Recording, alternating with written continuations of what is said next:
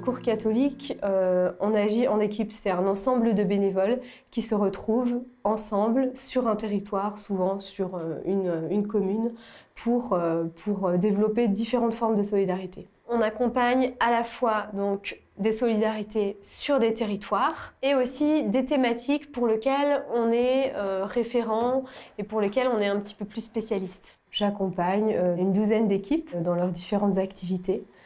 C'est de la méthodologie de projet qui est apportée, voilà, quels sont nos objectifs, nos priorités, comment on va les mettre en œuvre concrètement, quels sont les besoins bénévoles, comment on va communiquer pour faire connaître ce projet-là. Très récemment, l'équipe Secours catholique d'Angoulême souhaitait évoluer. Et donc, on a construit avec tous les bénévoles de l'équipe un projet de boutique solidaire. Dans ma semaine, j'ai souvent une demi-journée ou une journée où je suis au bureau, effectivement, en préparation de mes réunions ou en réponse à de mails. Et sinon, c'est des temps où je suis sur le terrain avec les équipes. On va vous laisser. Bon.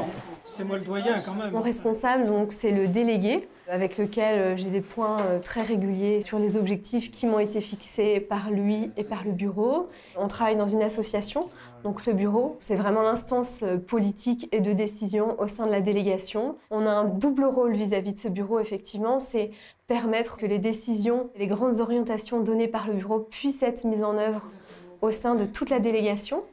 Et à l'inverse, de faire remonter tout ce qui se vit au sein du réseau de Charente.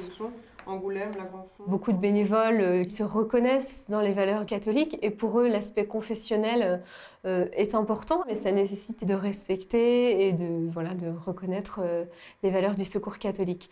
On est en lien avec les paroisses, avec le diocèse. C'est important de connaître la manière dont est hiérarchisé, structuré le réseau d'églises pour pouvoir bien travailler ensemble. Ce qui est important en fait pour moi là-dedans, c'est que les équipes puissent elles-mêmes développer des liens avec les travailleurs sociaux. Quand il y a des difficultés de relation, je les accompagne pour les premiers contacts, pour une première rencontre. C'est vrai que le métier d'animateur est spécifique et donc sur les 3 premières années, il y a tout un parcours de formation en interne qui nous donne beaucoup d'outils concrets en fait. Souvent, derrière les thématiques, il y a des équipes Secours catholique. Donc, c'est en accompagnement aussi des équipes qu'au fil du temps, on se forme et on acquiert des compétences sur les sujets. J'ai un master de développement de projets et de management pour l'humanitaire et l'action sociale. Pour moi, travailler dans le secteur associatif, c'était quelque chose vraiment qui m'animait et que je souhaitais.